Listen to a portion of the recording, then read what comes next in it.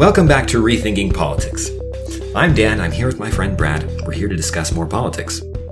Specifically, we're going to be talking about the protests in Portland. And not just the protests in Portland, but the ideas around protesting in general. A lot of people have different views about what's happening in Portland. If you didn't know, Portland is still protesting. There's still protests going on. There's still occasionally some damages and different things happening there. And we want to get into some of the ideas behind protesting and discuss moral authority of law and some of the more theoretical issues so that we can think more clearly and rethink protests in general. You know, it's funny, Dan, speaking of the Portland protests, originally we were going to have this episode come out last week, and we ended up having to delay due to some technical difficulties. But last week we wanted to talk about these Portland protests, which were a big deal, and I was worried that waiting a week it wouldn't be as timely or relevant. Ironically, it has actually become a much larger news story than it was a week ago, and there's much more attention on it, and everyone's talking about it. Now I'm worried that it's too timely and appropriate, and we need to pick something more obscure and uninteresting. Right, something less contentious, maybe. Maybe. What Brad meant by technical issues, in case you were wondering, is we suck. And that's what he meant.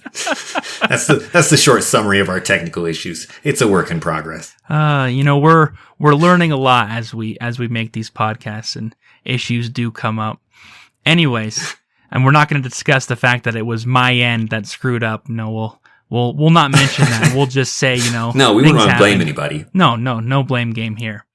Anyways, so Portland, beautiful city.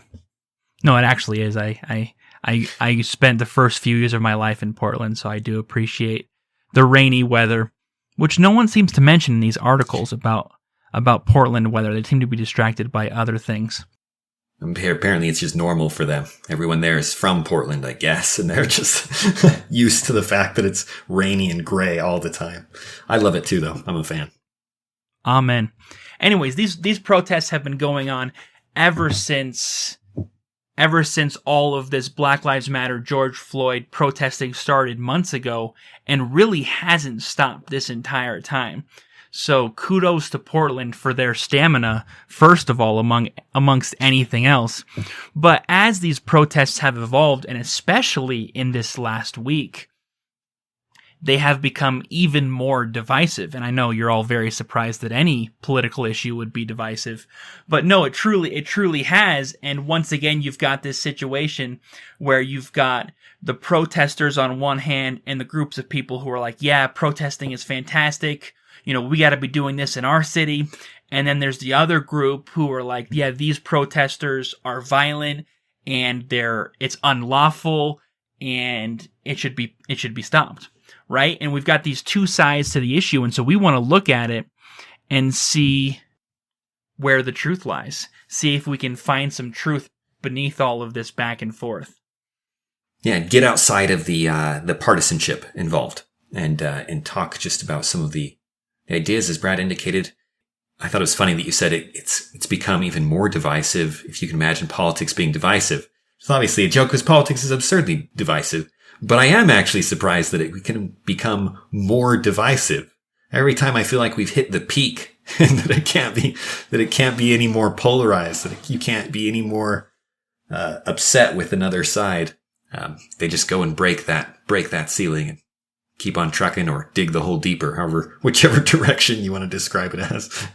I like digging the hole deeper personally, but that's just me. Yes, ceilings are usually reserved for accomplishments, and this is probably not something we should be proud of. Exactly. In order to understand protests and not just the pros and cons of protests and what's going on there, but in order to understand where this civil unrest comes from and whether or not it's justified, really what we need to do is we need to first look at the law. Because when we're talking about these protests, these government protests, is we're not protesting people or individuals. We're protesting governments. In this case, we're protesting police forces. And I say we. I'm obviously not protesting anything over here in Utah. When we're talking about these protests, we're talking about laws. and you protest the law in order to get it changed, or, they talk about defunding the police, but they want something to change with the law and with government. So we need to understand where the moral authority, where the justness of laws come from. The protesters are obviously protesting because they think some laws are unjust. The people that are condemning the protesters as various laws are broken are condemning them based on on that same idea that they're breaking just laws. And so on both sides of the coin, this becomes a question. Where does the moral authority of law come from? And we're going to use another state of nature example, because the advantage of considering this from a state of nature as we pose it gets rid of all of the connotations that have to do with the day-to-day things and lets us consider an idea specifically and clearly without any of the other complexities around it.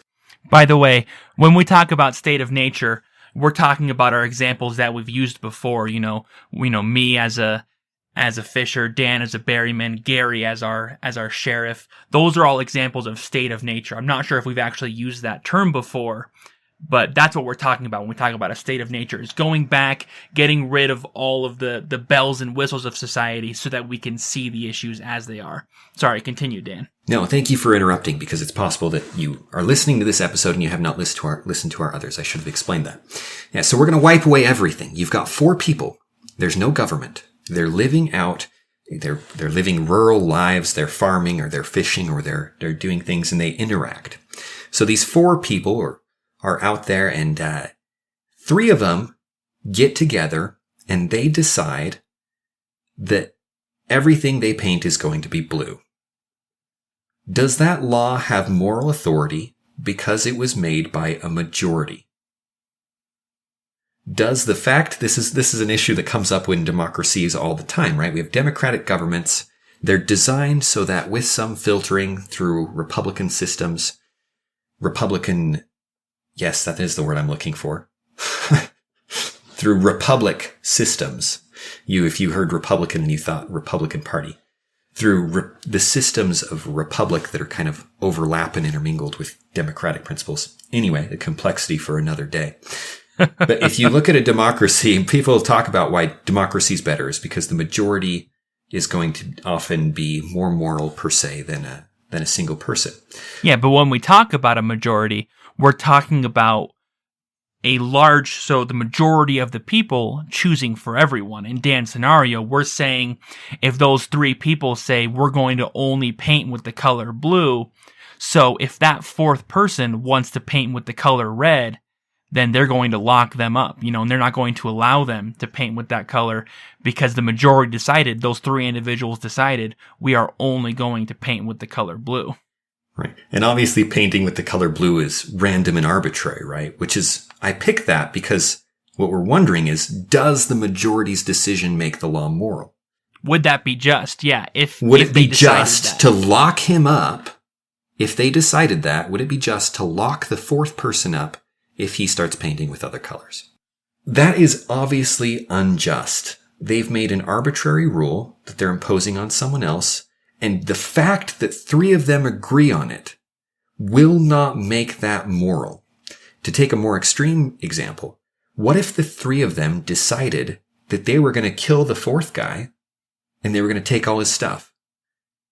Because a majority decided it, would that make that moral? Of course not. Of course not. Such an idea would be absurd. It would suggest that morality depends on a majority. And if you're going to go down that route, at what point do you draw the majority? What if 3 of 4 people in your house decide to do something? Does that give it moral authority? What if 51% of the people in your town? What if 51% of the people on a street? What about 51% of the people that happen to be at a restaurant? And we bring this up not to question democracies as a principle of government. We bring this up to point out that just because a majority of a town or 4 individuals or even of the entire nation decide something doesn't mean that what they decided is just. It very well could be just, but just because a majority decided it doesn't mean it is. So the majority does not provide justification. It doesn't make the law right. That's another way of putting it. It doesn't make it just, doesn't make it right just because they decided it. They can decide just laws, but they don't make it so. So we got to find something else, some other way. It that needs laws some other can be basis. just. Right. So a second potential way. What if they make a law based on trying to make the world safer? So you've got these 4 people. 3 of them decide to make a law about safety. They say the way that this person is fishing his fish is unsafe. Or the way that he's cooking his fish is unsafe. We need to make him cook his fish differently. Would that make the law moral? And see, that one's a tricky one, because a lot of people would say yes, because they're protecting that person. But the thing that's interesting is that they're protecting him from himself.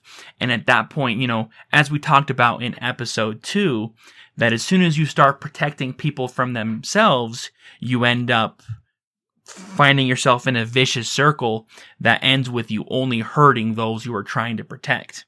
Right, because at that point you're trying to decide what risks are acceptable for people to take for themselves and for other people. And as soon as you do that, you miss the fact that the world is fundamentally risky. That every choice you make is an exchange. It comes at a cost, and it comes with risks of some kind or another. And it may be risks to your money. It may be risks to your health. It may be the fact that you're exercising instead of working, and that's going to affect your bank account. And, it's positive in some ways, it's negative in others. And that's just the way that life is. And if you start to try and manage that for individuals, if you start to try and say, wait, I can manage risk in your life better than you can. At what point do you draw a line? Once you've accepted that principle, how do you decide between managing a disease that they may get with how they're walking down the road, or whether they're texting while they're driving, or whether you can come up with like a million ways. Literally every choice would end up being regulated. Yeah, and that's something we talked about in episode 3. I feel like I'm plugging a lot for these episodes, but no, if you haven't listened to episode 2 and 3, because we do talk about a lot of these same ideas. But in episode 3, we talk about the fact that the logical conclusion, if you're trying to prevent risk from everyone, is that the government has to micromanage every aspect of our lives. That's the only way. Right. That's the only way we're going to create a risk-free environment. Otherwise, you have to go and say, hey, I'm going to let you cook your fish the way that you want.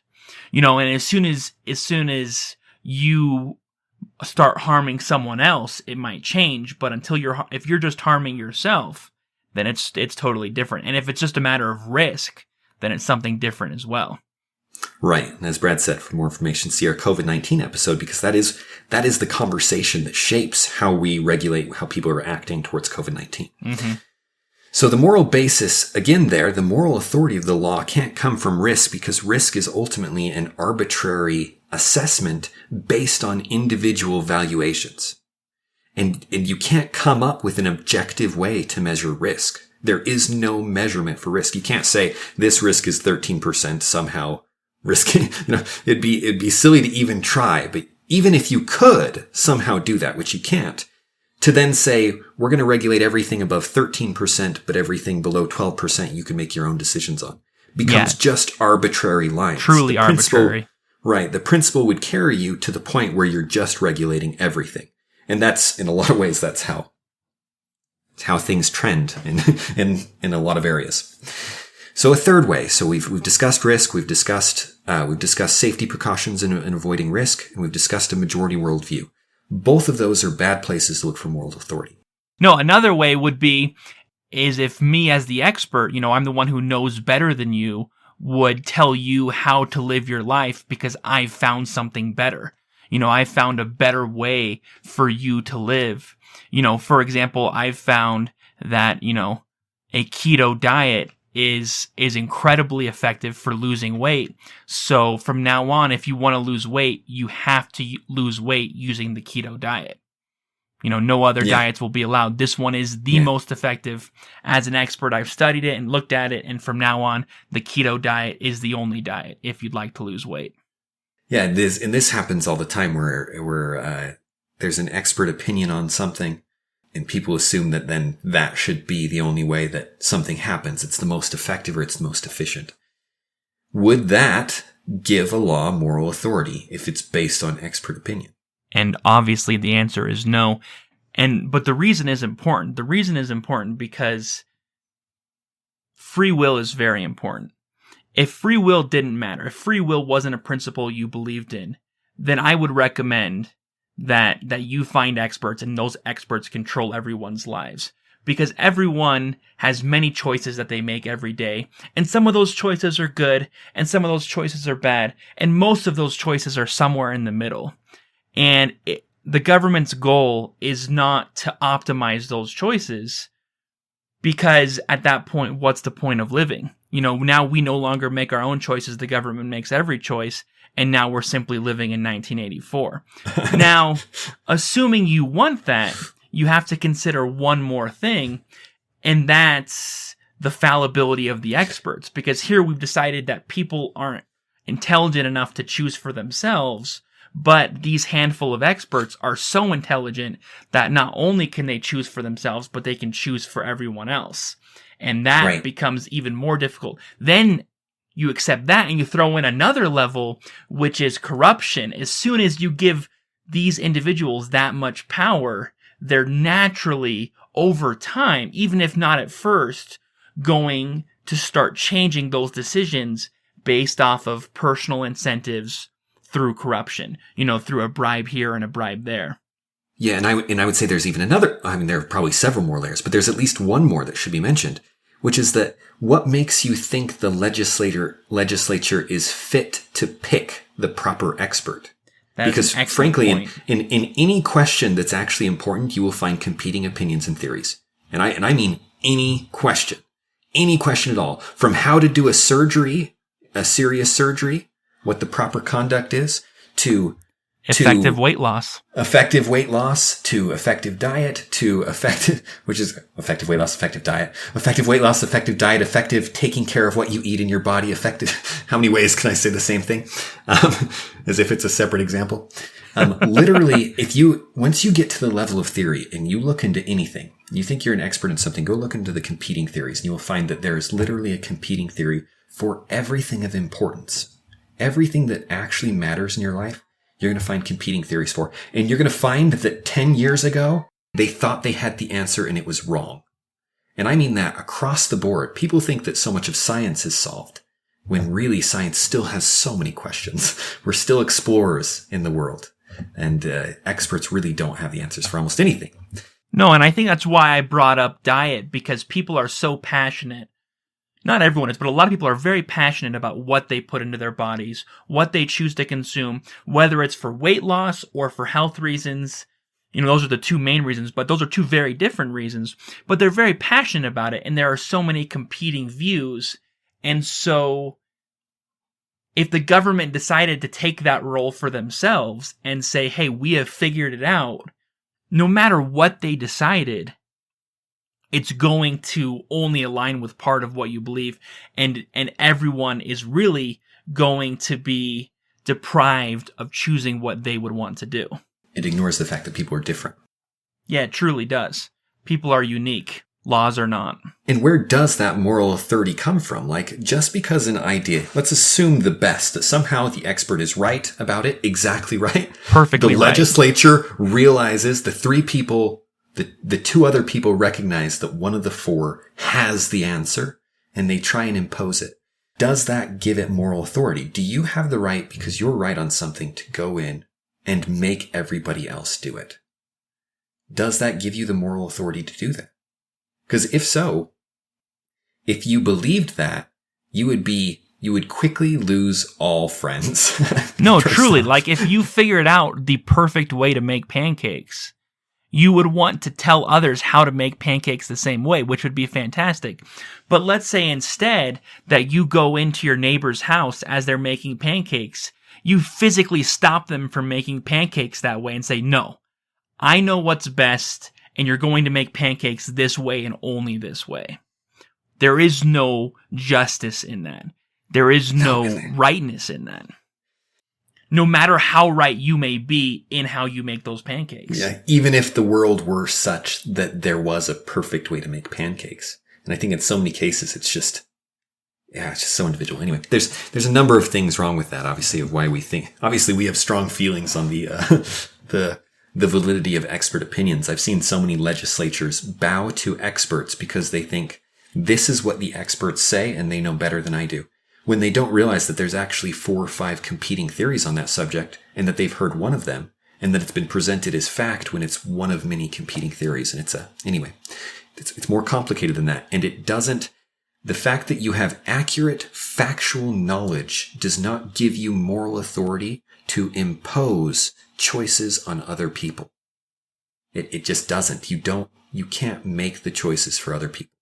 They're their own human beings, and to do otherwise is to treat people as cogs in a machine. As if the goal of life were efficiency instead of joy or satisfaction or meaning or any of the things that people actually strive for. You would at best make an efficient hell. There's one more type of law or justification for law that I want to bring up, and that is the idea of positive law. And it is simply that because the law exists, it's justified. And this one is different than the others, because the other ones, you can kind of see where people came up with that idea. But this idea is less based on theory and more based on, well, this is how things are. And It's simply that because the law is here and the law has already been in place and is enforced, then it's justified regardless of how the law was made, whether it was made by a majority rule, whether it was made because of an expert or to avoid risk, or if it was made by a tyrant who was petty. It doesn't matter. The law is the law and should be respected in its own right. Yeah, that it somehow, that that by its existence as law, it is morally justified. That law is inherently good in some way. Yeah, and it's an interesting claim. I would say that it's a claim that is more often subconscious than conscious. Positive law is a theory that philosophers will talk about and they will defend, but your average Joe is not going to defend positive law and is not going to think to himself necessarily, this is why we should follow the law, but unconsciously, very often, that is the reason, is because of positive law. Underlying, there is this idea that the law is just because it's the law. Yeah, and part of it is not even so much a moral claim, so much as a practical claim that you take the good laws with the bad, because if you try and distinguish, you end up in a worse position than if you treat all the laws the same and just assume they're good.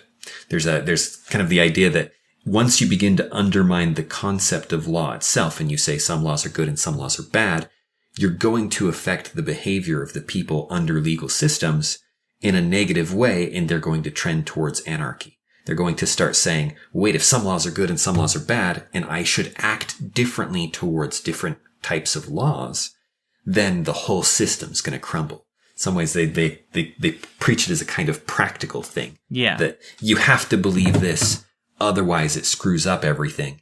Even if you have to act like it's true, even if it's not necessarily morally true. And the problem with positive law is twofold. On the practical side, because it is a practical idea, my response is, look at Nazi Germany and look at how evil laws can be.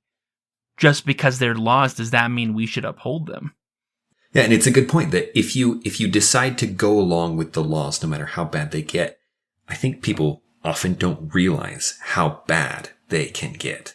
And until you dig into, people look at Nazi Germany as kind of an exception, but on a smaller scale, in some cases on a larger scale, in places like China and Soviet Russia, you get those same ideas playing out. You get that same effect. And on the principled side for positive law, the response is very simple, which is that laws are not really anything different than the actions of groups of people, and therefore their justification is the same as the justification for any individual doing something.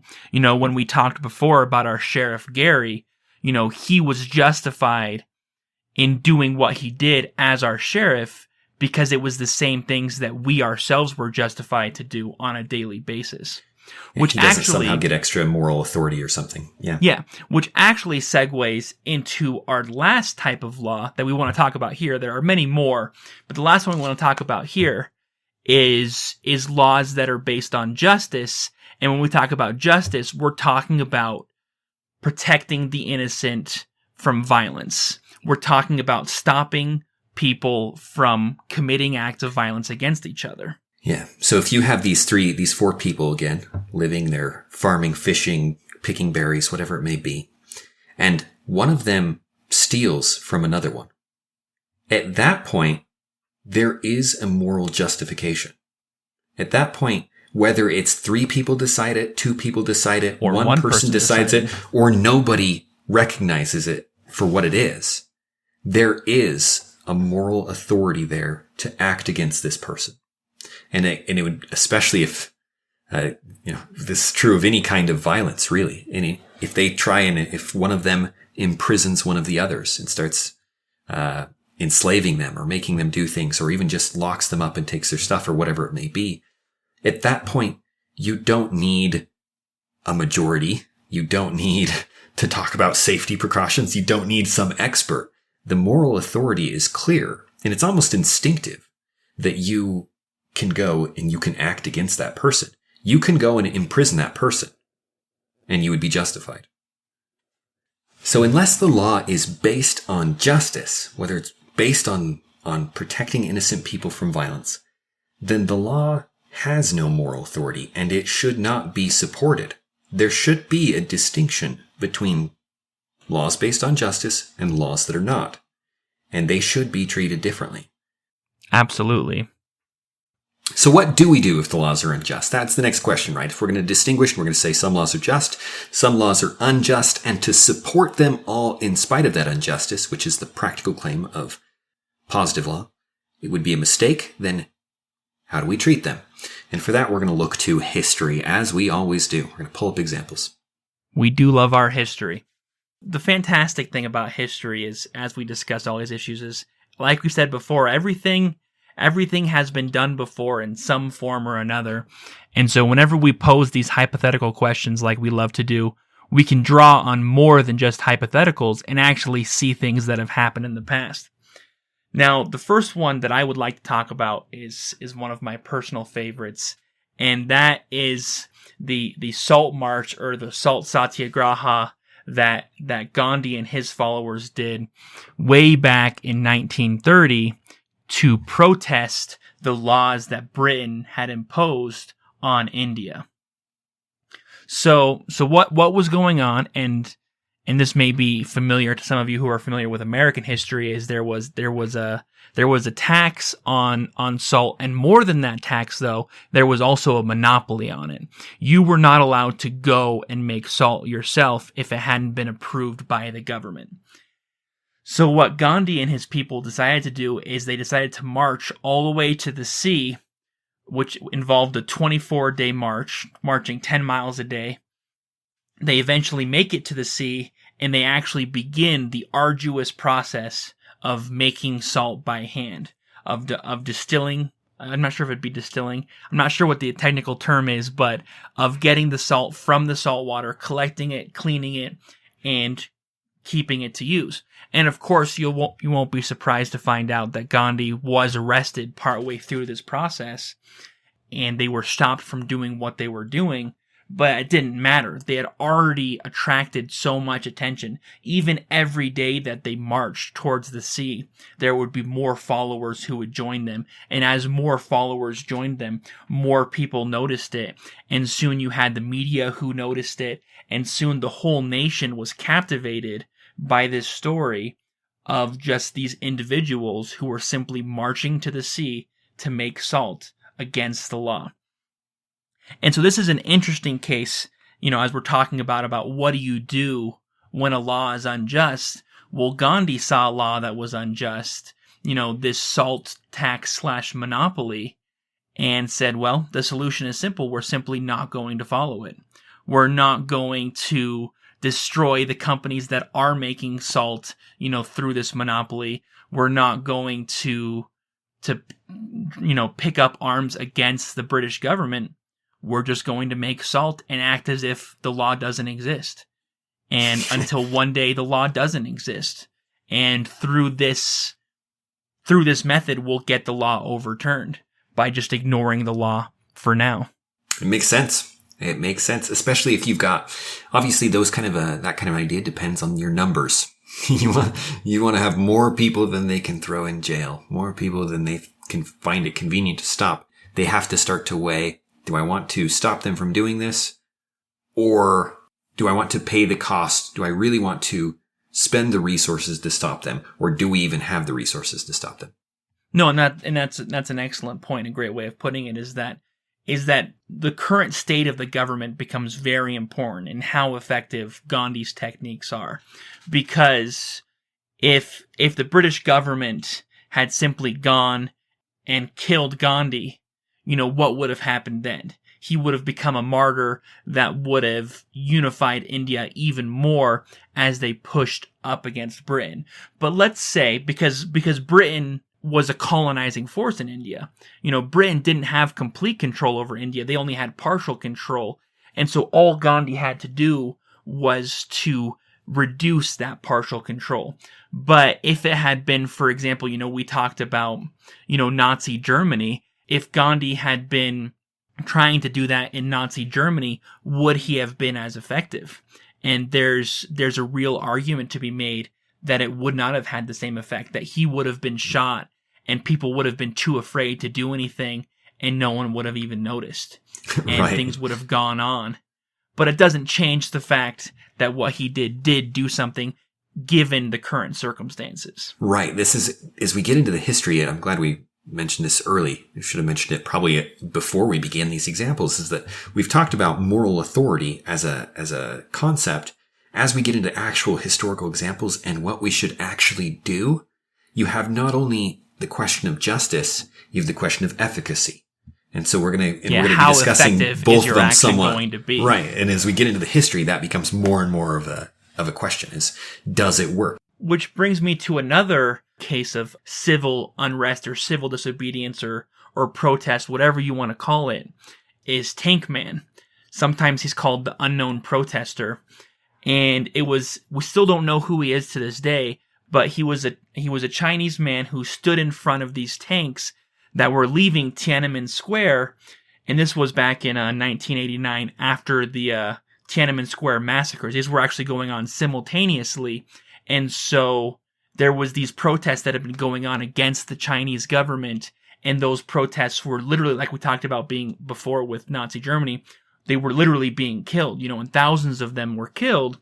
And these tanks, as they were leaving Tiananmen Square, this one man who as far as we can tell, was just going shopping. He had a shopping bag with him holding the bags, on his way home, is crossing the street. And there are these tanks waiting to drive forward. And he steps in front of this row of tanks and does not move. And as one small act symbolizes a nation's unwillingness to put up with the evil acts that were going on. It is an inspiring image. The man is. The fearlessness of that man is something else. Go look up that picture if you haven't seen it. Yeah, just type in Tank Man and you'll get the image. And it's inspiring. I see that image, and regardless of whether or not he's able to change the Chinese government, he changed how I view a lot of things, and he changed the world. He really did, that one simple act. Yeah, he is a permanent symbol now, standing in the face of injustice. And if that's not effective, I don't know what is. Especially for one individual, without planning, without an organization, who was able to have that kind of an effect in a totalitarian government like you had in 1989 China. Not the most forgiving of places. In American history, there's obviously the Rosa Parks and the Montgomery Bus Boycotts of 1955 to 56. Rosa Parks is It's probably one of the most famous ones, most famous American ones, at least, where you get where she would not sit in the back of the bus. Most people know the story. Probably we know the story better today than ever. Yeah, I mean, the thing that's cool about Rosa Parks and the bus boycotts is first of all, the bus boycotts happened because of what Rosa Parks did.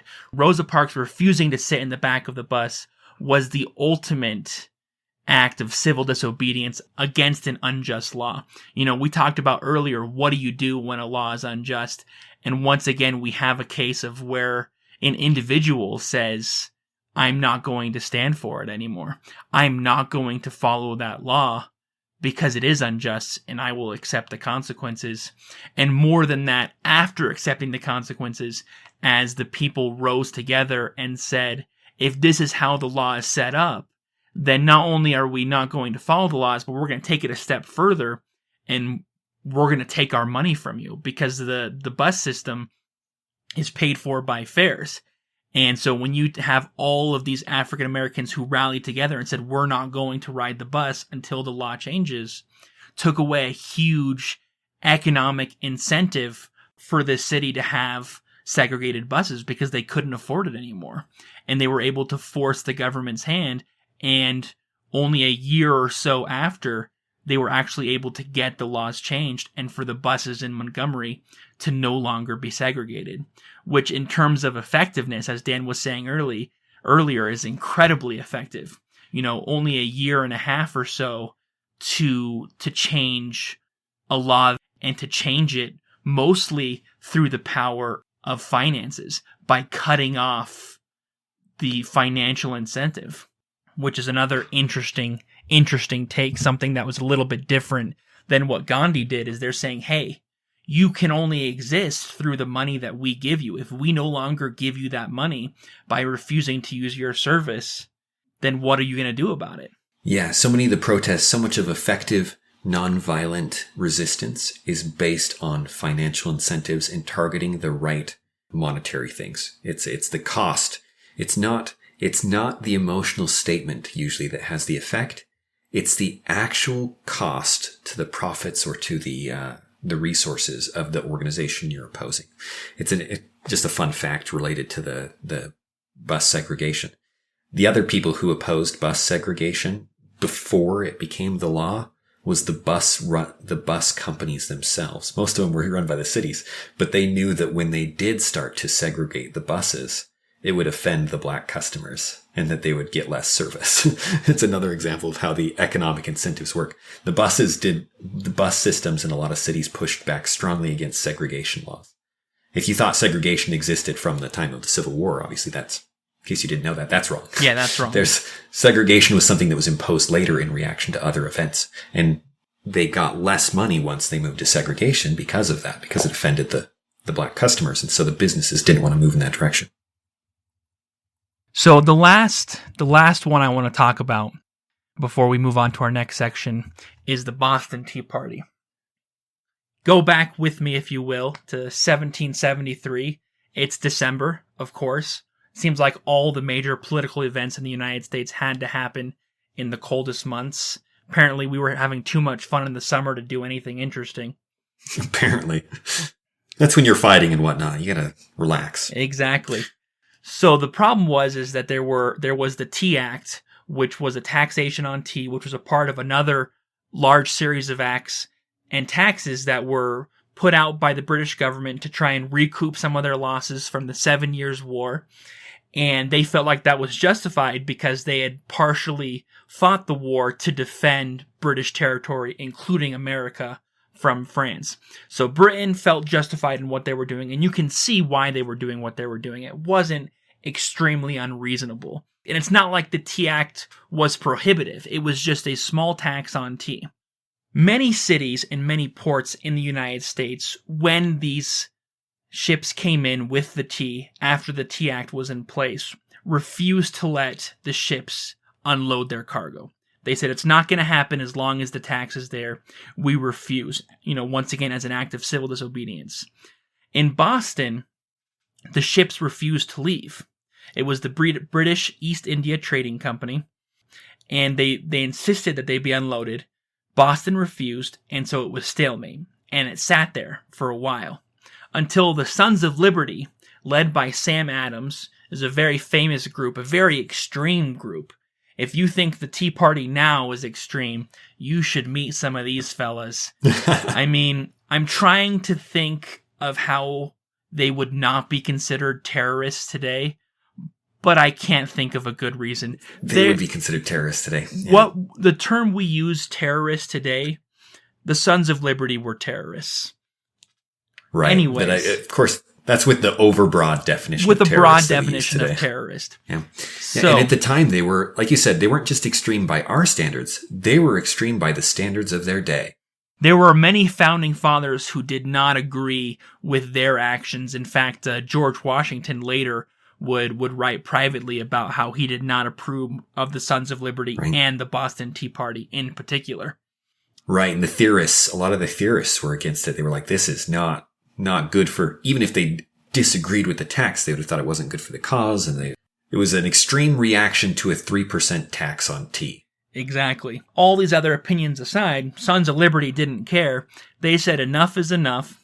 They went out in the middle of the night, took all of the tea, destroyed the boxes, and dumped it in the harbor, destroying the entire load of tea. The sheer audacity of it just makes me laugh.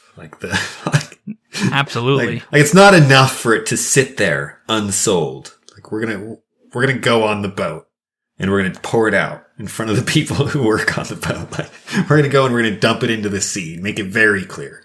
Not only are we not gonna sell, we don't even want to see it. We don't want it to even exist. No, and it is very, very over the top. You know, it's the kind of act that I'm sure, like I said before, the theorists didn't approve of then, and a lot of theorists don't approve of now. But in terms of effectiveness, you can definitely see its effectiveness where it did clarify things for a lot of people as they saw this symbol of British oppression and the fact that the people could do something. And it showed kind of the light at the end of the tunnel and the fact that the people weren't willing to put up with it. And that really was the tipping point, and within a few years you have a full-out revolution against Britain, and pretty soon Britain is kicked out.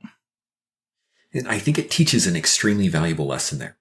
You can decide whether or not you think that, they're destroying private property, they're obviously trespassing, they're breaking a number of laws that you might think are based on justice.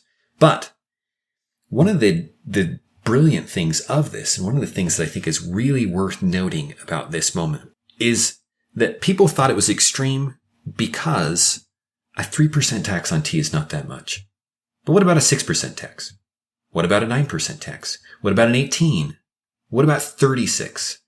What about 72? You know, if you've accepted each of these former stages, this is one of the things about government tyranny.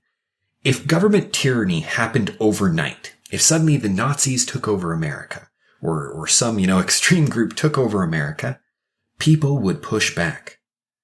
Yeah, absolutely, and immediately. That rarely happens, and immediately, and it would be thrown off in an instant.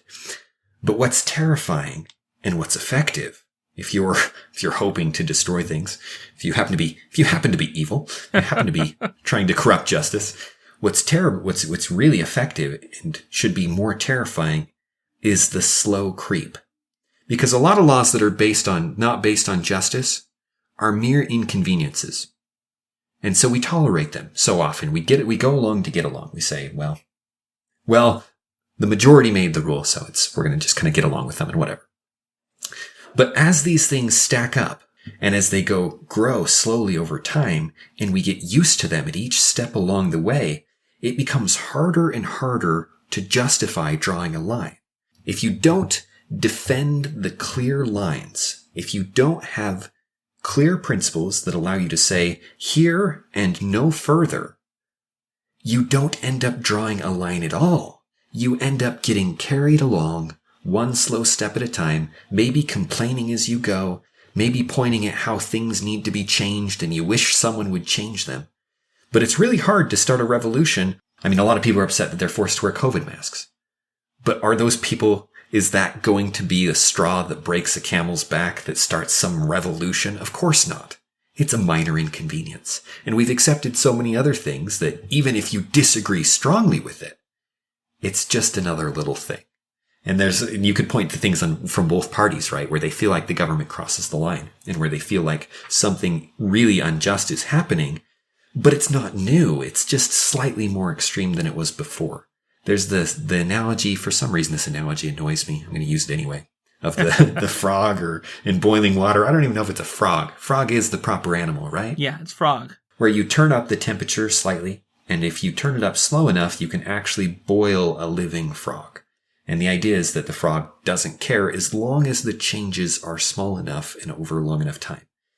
And that's what the Tea Party rejected. They looked at a 3% increase as tyranny. They saw where it was going, and they struck back. And you can disagree or agree with their means, but the fact that they stood up for their principles hard and fast the second they were crossed is something that I think everybody of every political kind needs more of today.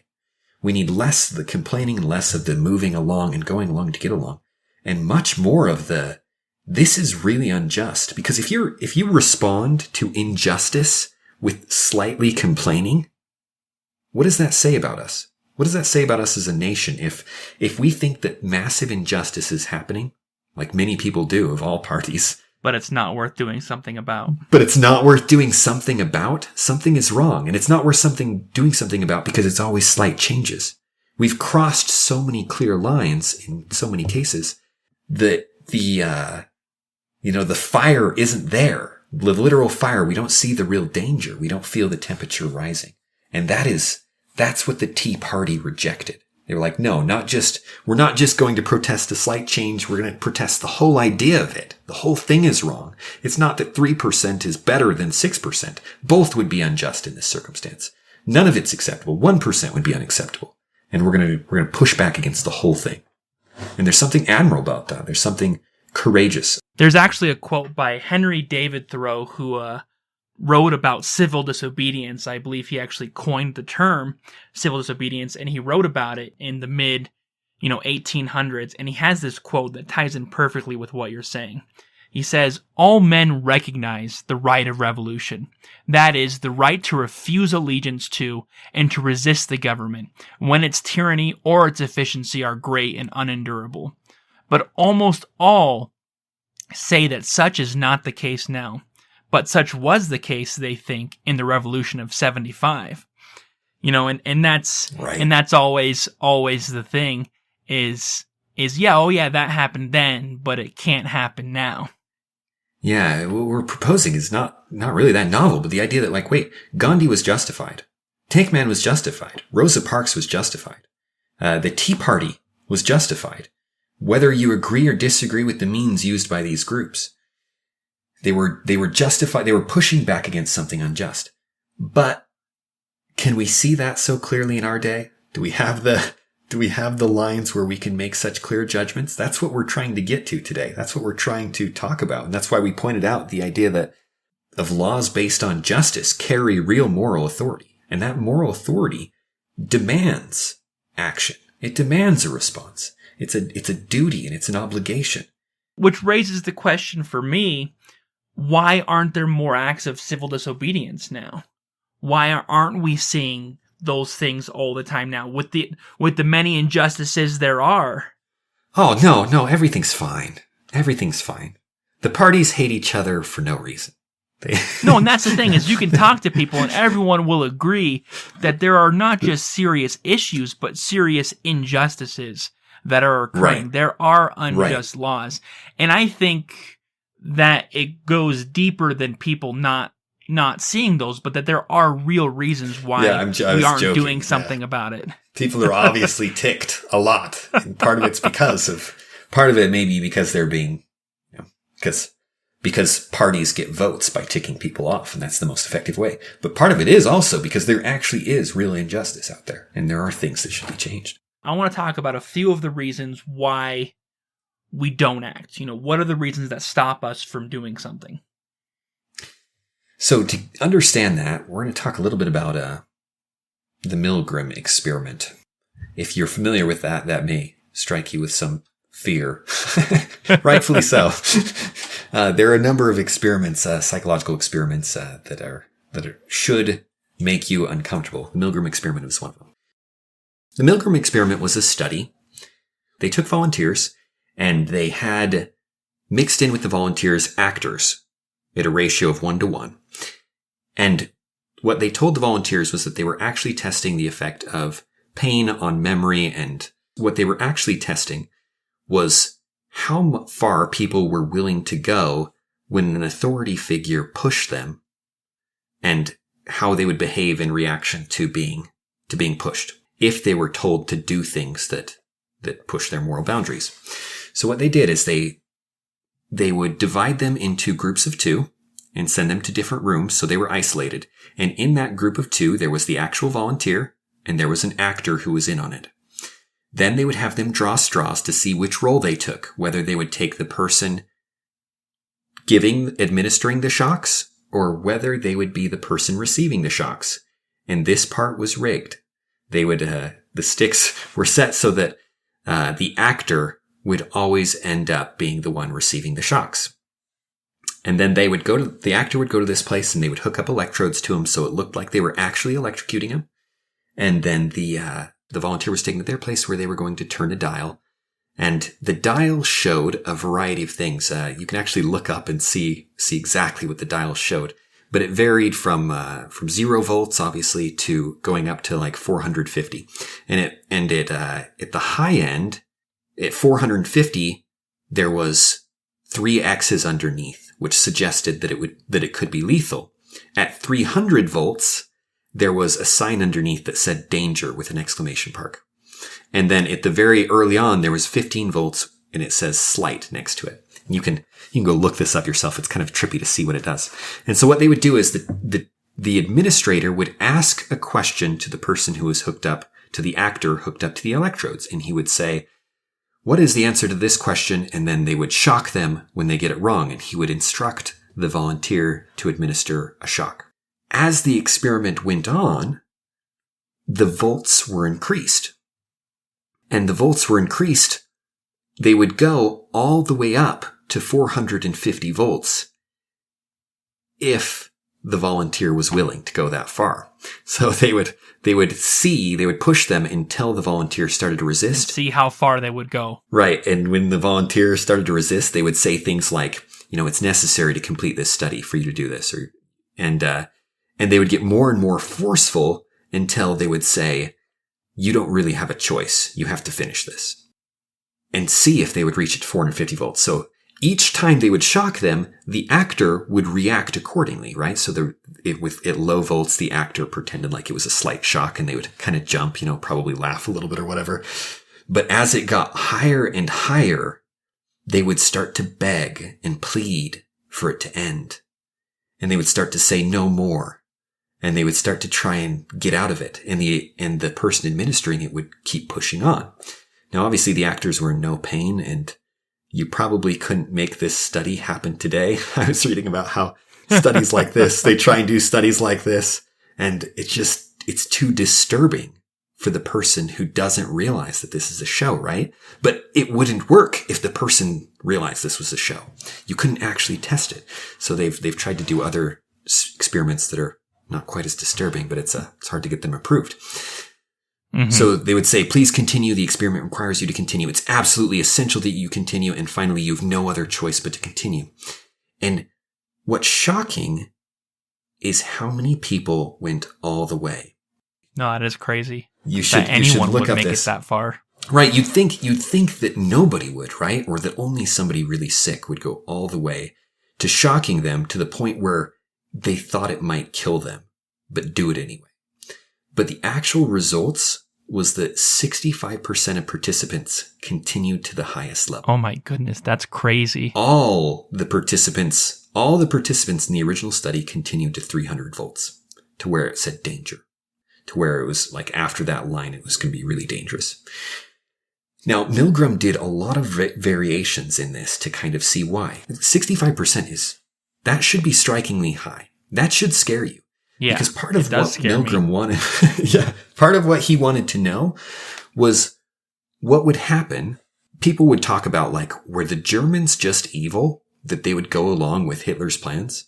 Were they just, was it just like a really evil people, really corrupt people that they would go and they would kill these Jews and they would do all these things? But Milgram thought maybe people have a harder time resisting authority than they think. Maybe people are much more comfortable going along, or maybe they're, there's a lot of different explanations for this.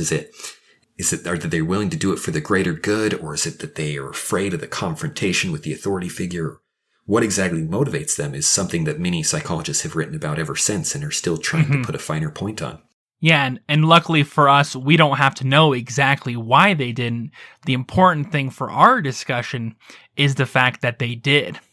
And that 65% of them. So in the variations of the study, it varied between 65% or 2/3 roughly, and as high as 80-something%.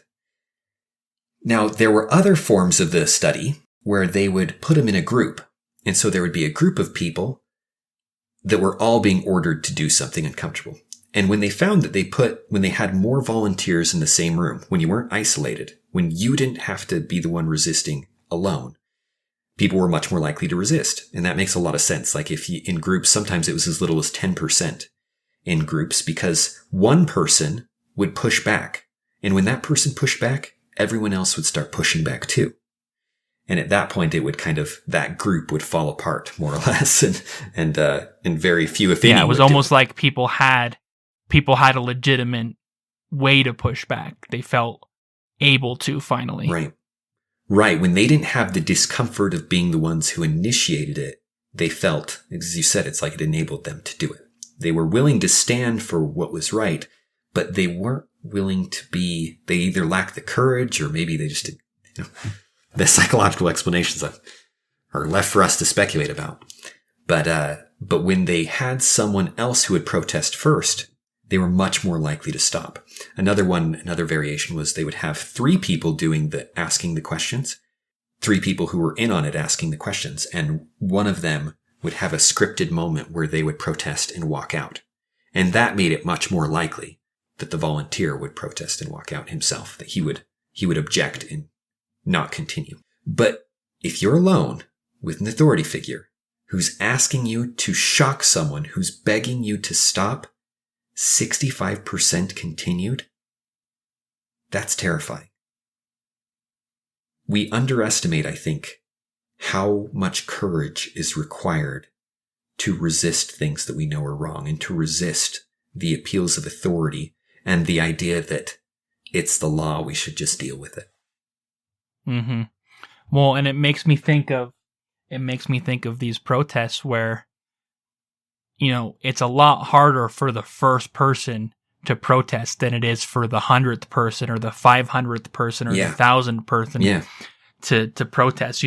Rosa Parks had to go and do something when no one else was doing something and get arrested for it and face unknown consequences, while the person who just chose to support that had a much easier job. Not that what they weren't doing isn't incredibly significant, but there is definitely that first act that is the hardest.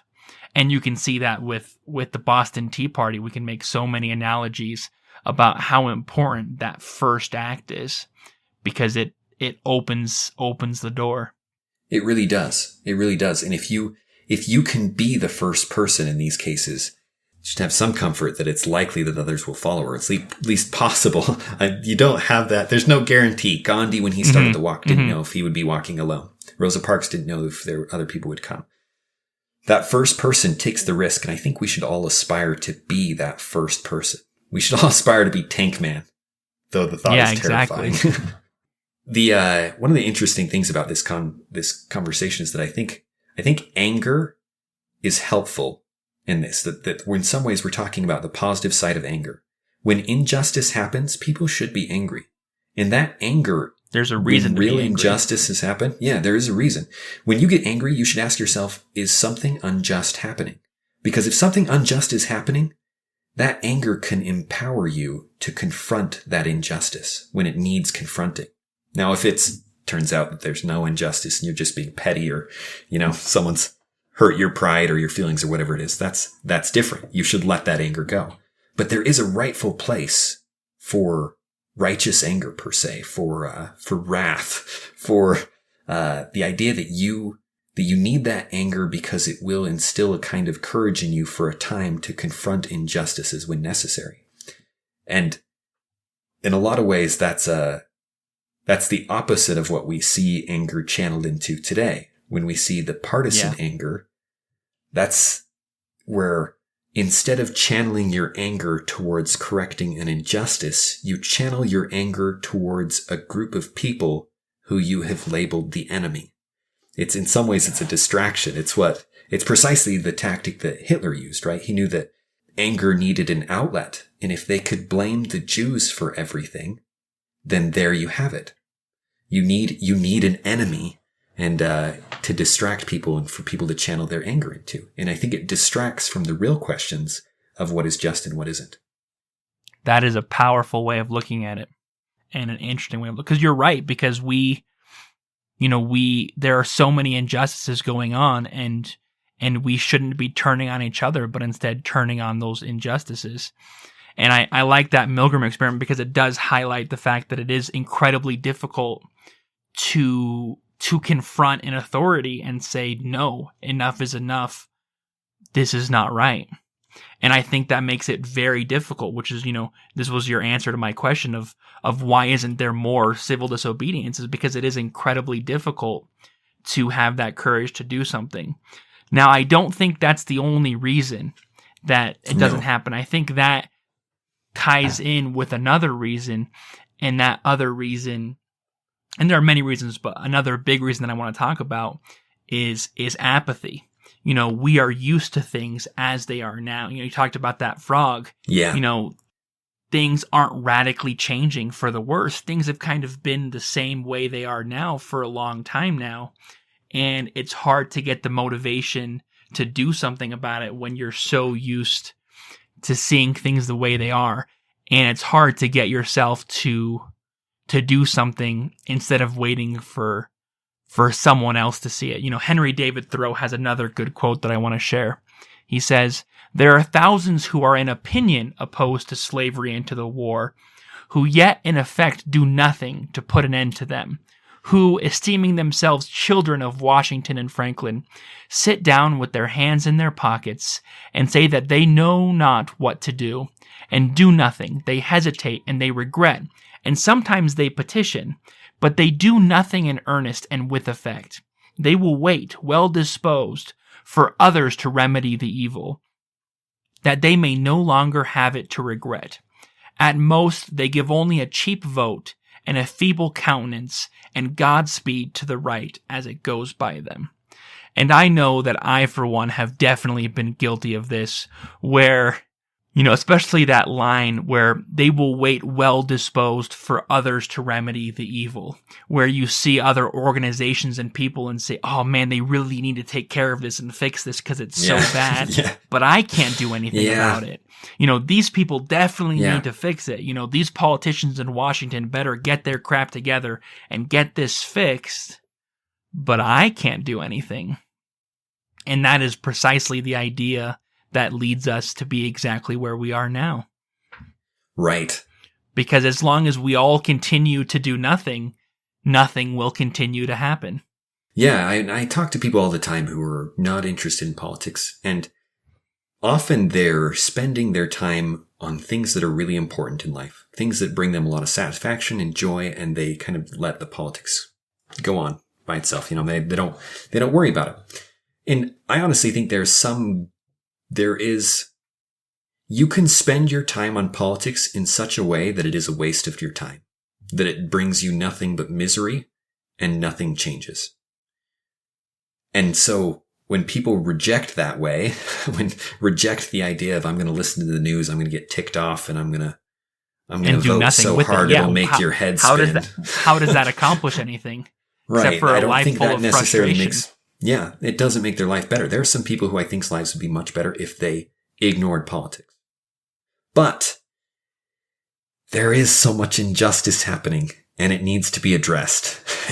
And if we could get to doing that instead of wasting our time on other things in politics, on trying to figure out the neatest way that we can get some advantage over other people, or trying to find the neatest way that we can get our peace, or that we can punish someone we don't like, or, playing the political game that everybody's so sick of, then I think we can actually really do things that make a difference. Because there's the group that are like, yeah, my time's better spent elsewhere. It's not worth it. We're not gonna really change things.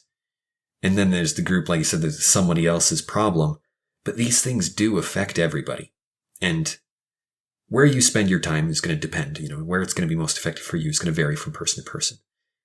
But these things do need to be addressed. Injustices that stay generation after generation create people who, we get to the point where we accept things that are evil and wrong and that everybody knows are wrong, but we just live with it. They become things that don't upset us. Because they should. You mentioned to me that the lady who got stabbed in the street. Yeah, the murder of Kitty Genovese. Yeah, I mean that one is disturbing, and there are other cases like it. It's called the Bystander Effect, but in this case there was someone who was murdered in the 60s in the street, and there were witnesses who saw it, and yet no one intervened, for various reasons. And there's always, legitimate or non-legitimate reasons for not interfering. But there are many cases that are similar to this one where people don't do anything because they assume that someone else will. And there have been a lot of studies done about it, but it's a scary effect, and it's a very real effect that we see on a global scale every day. Every time we see something awful that's happening and don't do something about it, that is the bystander effect. We're going to pass the buck and have someone else take care of it. And it's something that we kind of have to do because our envelope of information has expanded so incredibly in the 21st century. We know about so many awful things that are happening that it would literally be impossible for us to address all of that, right? There's no way for us to address all of those issues. And that's another effect and another thing that happens, and another reason why we don't engage and why we get apathetic is because it's hard not to when there's all of this going on and you get overwhelmed. Yeah. I think people don't weigh, I think we sometimes miss the cost that has on who we are and what we're capable of doing. C.S. Lewis put it really well. He said once, the more we feel without acting, the less we will be able to act. And in the long run, the less we will be able to feel. You ignore that anger, you get upset about something and then you do nothing. Eventually it will stop upsetting you. And as that anger disappears, so does a lot of the things that would mobilize you to act. You don't get to look at injustice and ignore it without it having a very real cost on what you're able to do in the future. Absolutely. Which brings us back to, the Portland protests. A lot of people see the protests in Portland and they ask why. Why are these protests even happening? To take the Kennedy quote, when I see these protests and I ask, why isn't this happening everywhere, all over the place? And I think part of the reason these protests have gone on so long is because, like we talked about before with that study, is that once you have that opening to say enough is enough, so many people are seizing on that opportunity because they see that so much is wrong and they want to do something and they don't know what, and they're finally given any form of outlet and they'll take it, right? Right. And the thing is that there should be so much more of that because there are so many other issues and so many other things that are going on that are swept under the rug when they really shouldn't be, when we should be out in the streets. I agree completely. And don't misunderstand what we're saying. We're not saying that the Portland protests are completely justified. We're not, that's not what we're discussing at all. What we're discussing is that if there are injustices, there absolutely should be actions taken. There absolutely should be people marching in the streets or trying to do things. And that if there were more of that, it would be a good thing, because the world is full of injustices. And those things should be righted to the degree they can. We don't want to become utopian about it. You can't solve every problem. You really can't. And you can't always, sometimes your attempts to make things better will make things worse. But at the same time, there are problems that can be solved. And if we're careful about them, we can improve them. And we did an episode on police authority where we talked about some of the issues that the protesters are protesting. And if you want our opinion on that, you should go to that episode. That was our very first episode, I believe. And you can get ways that we think that policing has become unjust in some ways, practices, different things like that, and things that we should change right now. We could use this momentum to change that would make the world a more just place and make it better for everybody. I agree completely. As Gandhi said, be the change that you wish to see in the world. I've heard that phrase so many times, I forget that someone must have said it originally. Forget that it's Gandhi, and I may have paraphrased it. But yeah, and it's someone who did, and someone who truly embodied that. And that's what we're trying to do now, and that's what we ask you to join us in doing. Is being the change. And we hope, as we do more episodes, to give you more specific things and more specific examples and more specific action points that you can take and run with and actually see some change. And we hope you will continue listening and join us in this process. Thank you guys for listening, and we hope you've enjoyed this episode, and we'll see you next week.